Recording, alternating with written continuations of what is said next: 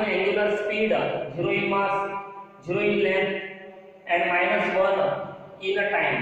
अब है रेडियन पर second square, that is m to the power 0, n to the power 0, t to the power -2. यानी dimensions of angular displacement, sorry angular acceleration are 0 in mass, 0 in length, -2 in a time. ये जितने भी parameters है उसमें से angular displacement, angular velocity, angular acceleration, ये vector quantities है। Being vector, magnitude के साथ साथ उनको डायरेक्शन भी है। तो इनकी जो डायरेक्शन है वो कौन से रूल से दी जाती है, कैसे डिसाइड की जाती है, तो उसके लिए राइट हैंड स्क्रू रूल जो बताया गया है, जिसमें ये कहा जाता है कि समझो अगर ये एक्सिस है, इसको राइट हैंड में विथ कर्ल्ड फिंगर्स ऐसे लेना है, थंब अलोंग द एक्सिस। अगर curled finger sense of rotation बताती है पार्टिकल का या रिवोल्यूशन बताती है, then thumb along the axis gives the direction of a vector. और ऐसे वेक्टर्स जो है जो एक्चुअली मोशन के प्लेन को परपेंडिकुलर अपीयर होते हैं, अलोंग द एक्सिस अपीयर होते हैं, उनको एक्सियल वेक्टर्स भी कहा जाता है। मतलब angular displacement, angular velocity, angular acceleration, ये एक्सियल वेक्टर्स है क्योंकि उनका डायरेक्शन अलोंग द एक्सिस है। सेंस ऑफ रोटेशन के अनुसार परपेंडिकुलर अपवर्ड या परपेंडिकुलर डाउनवर्ड रह सकते हैं, बट ये एंगुलर डिस्प्लेसमेंट है। एंगुलर डिस्प्लेसमेंट फार्मूले से अगर देखते हैं तो alpha is equal to D omega divided by dt। D omega it is the change in angular velocity. Change in angular velocity negative भी हो सकता है, जैसे पंखा रोटेट हो रहा है, स्पीड ज्यादा है, ऑफ किया गया रुक जाएगा, यानी इनिशियल स्पीड ज्यादा है, फाइनल स्पीड कम है, it is D accelerated motion. तो यहाँ चेंज इन वेलोसिटी नेगेटिव आएगा। कोई अगर पंखा बंद है, मतलब इनिशियल स्पीड उसका 0 है, बाद में यानी स्पीड अप होगा और कांस्टेंट इस पे बाद में पहुंच जाएगा वेलोसिटी पे, तो या फाइनल ज्यादा है तो चेंज पॉजिटिव आएगा। उसके अनुसार अल्फा पॉजिटिव हो सकता है, अल्फा नेगेटिव हो सकता है। एक्सेलरेटेड मोशन के लिए ये पॉजिटिव है, रिटार्डेड मोशन के लिए नेगेटिव है। तो इसकी डायरेक्शन पॉजिटिव के लिए जनरली अपवर्ड लिया जाता है और नेगेटिव के लिए डाउनवर्ड लिया जाता है।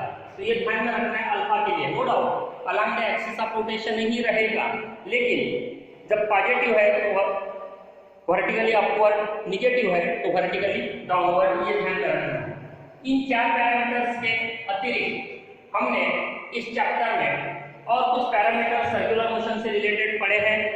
सेंट्रीपिटल एक्सेलरेशन के बारे में हमने पढ़ा है, टेंजेंशियल एक्सेलरेशन के बारे में हमने पढ़ा है, सेंट्रीपिटल फोर्स के बारे में हमने पढ़ा है, सेंट्रीफ्यूगल फोर्स के बारे में हमने पढ़ा है।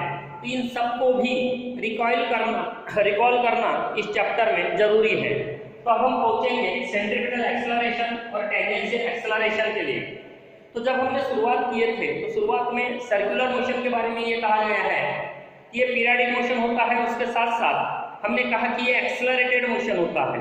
तो जहां तक सर्कुलर मोशन का सवाल है, सर्कुलर मोशन में ये प्लेन है सर्कल का, ये रेडियस वेक्टर है, ये एक पोजीशन है समझो, ये पोजीशन है, से P1 it is P2, particle इस प्रकार से रिवॉल्व हो रहा है।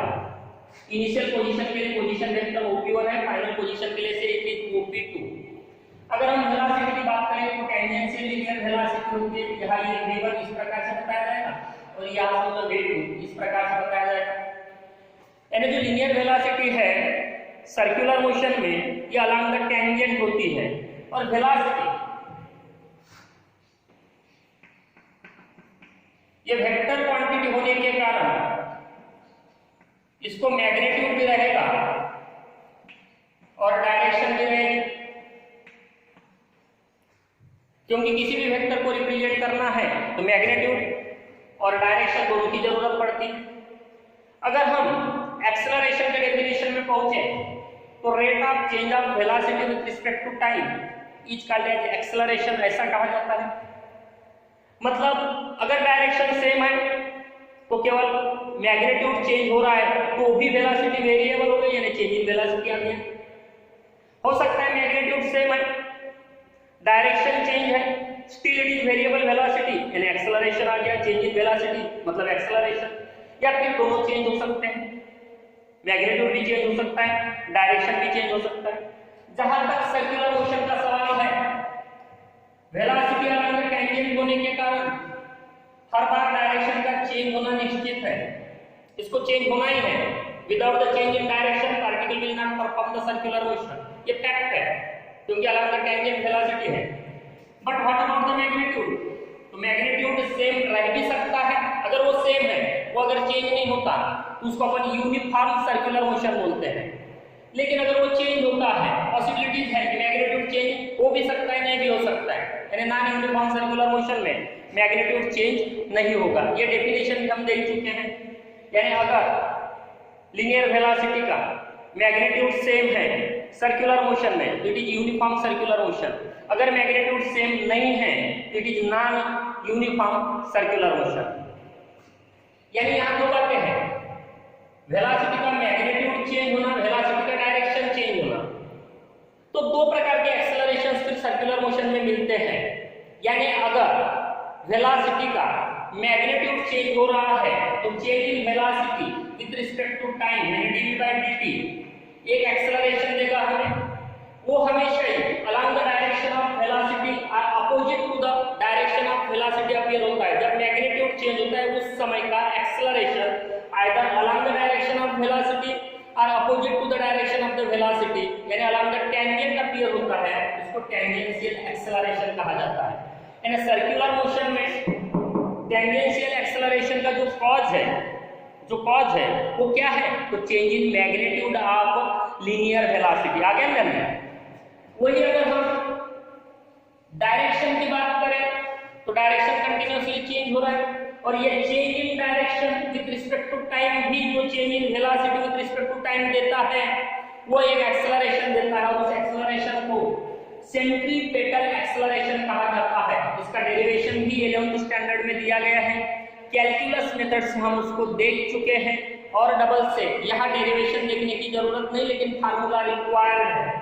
जो भी फार्मूला मिलता है वो फार्मूला होता है ये vector equal to minus omega square R vector, जिसको हम सेंट्रीपेटल या रेडियल एक्सेलरेशन बोलते हैं। उसके पीछे भी कारण है, ये मिलता है हमें चेंज इन डायरेक्शन के कारण।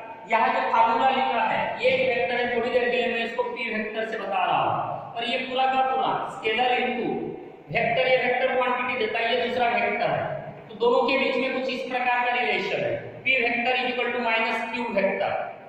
और जब p vector is equal to minus q vector है, ग्राफिकली अगर बताना है दोनों को तो इस प्रकार से बताया जाएगा, मतलब दोनों का मैग्नीट्यूड सेम है, बाकी दोनों की डायरेक्शन कैसे अपोजिट है।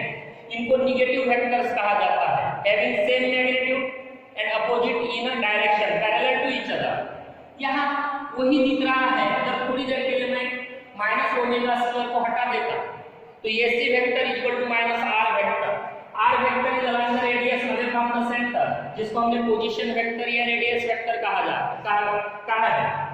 वही अगर एसी की बात करें, नेगेटिव साइन है, मतलब ये along the radius towards the centre है, along the radius therefore it is called as radial, towards the centre it is directed towards the center, therefore it is centripetal, तो ये हो गया उसका formula in vector notation, AC vector equal to minus omega square into R vector. अगर magnitude में जाते हैं तो AC equal to omega square R, तो ये उसके मैग्नीट्यूड का फार्मूला हो गया।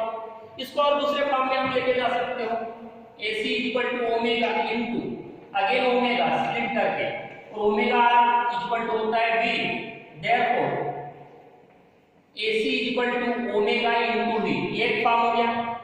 या समझो ओमेगा को हम रिप्लेस करते हैं तो AC इक्वल टू ये हो जाएगा V square by R square into R, therefore it is V square by R। ये उसके अलग-अलग फॉर्म हो गए, ये उसके अलग-अलग फॉर्म हो गए। तो यह है सेंट्रीपेटल एक्सेलरेशन। इसके साथ-साथ मैंने यहाँ दो पैरामीटर्स लिखे हैं, सेंट्रीपेटल फोर्स, सेंट्रीफ्यूगल फोर्स, लेकिन इनको मैं नेक्स्ट वीडियो में आपको डिस्कस करूंगा। उससे पहले दो बातें और यहाँ हमें ध्यान में लानी है, वो है time period of the particle. तो टाइम पीरियड क्या होता है, जैसे अगर अर्थ की बात करें तो earth revolves around the sun in 1 year, that is 365 days, एक कंप्लीट रिवॉल्यूशन के लिए, तो उसका टाइम पीरियड है। अगर उसके एक्सिस के अबाउट का हम रोटेशन की बात करें तो ये 24 आवर्स है, तो 24 आवर्स उसका टाइम पीरियड है। 1 ईयर उसका रिवॉल्यूशन का टाइम पीरियड है। अगर जो अपनी रिस्ट वॉच है या जो भी वॉच होती है उसके हैंड्स की बात करें तो सेकेंड हैंड एक रिवॉल्यूशन 60 सेकेंड में कंप्लीट करता है, वो उसका टाइम पीरियड है। मिनट हैंड 60 मिनट में कंप्लीट करता है, वो उसका टाइम पीरियड है। और हैंड 1 आवर में कंप्लीट करता है, ये उसका टाइम पीरियड है। तो टाइम पीरियड यानी क्या, time taken by the particle to complete 1 revolution. अगर दूसरे मोशन की बात करें तो 1 रोटेशन, अगर ऑसिलेटरी मोशन की बात करें तो 1 ऑसिलेशन। ये जो भी टाइम है that is called as the time period.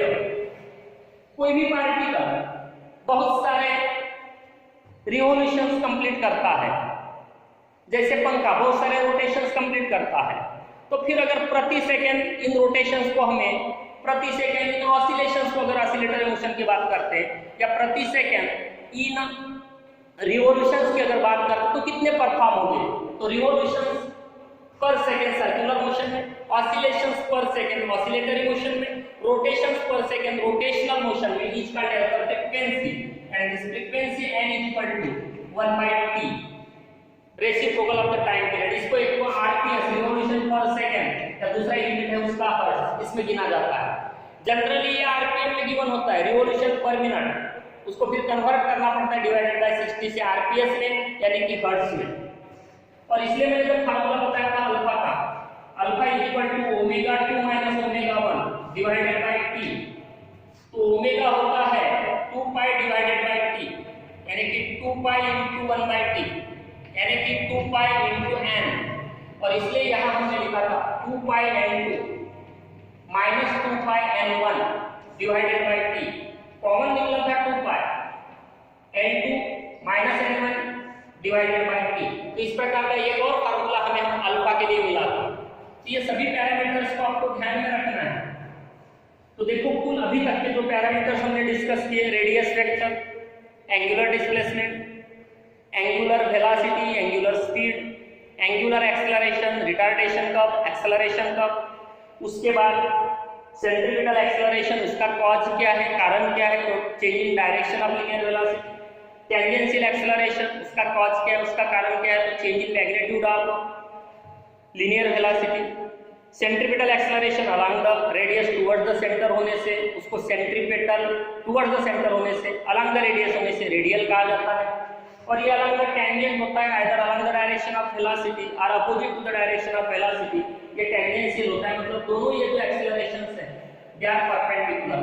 और इसलिए फिर रिजल्टेंट कुछ इस प्रकार से होता है ए, जो कि वेक्टर के एनालिसिस से अगर करते हैं तो ac² + 80² यानी अंडर रूट, ये उसका फार्मूला होता है रिजल्टेंट एक्सेलरेशन का सर्कुलर मोशन में। अगर ये यूनिफॉर्म है तो टेंजेंशियल एक्सेलरेशन 0 होता है, नॉन यूनिफॉर्म है तो दोनों एक्सेलरेशंस रहते हैं।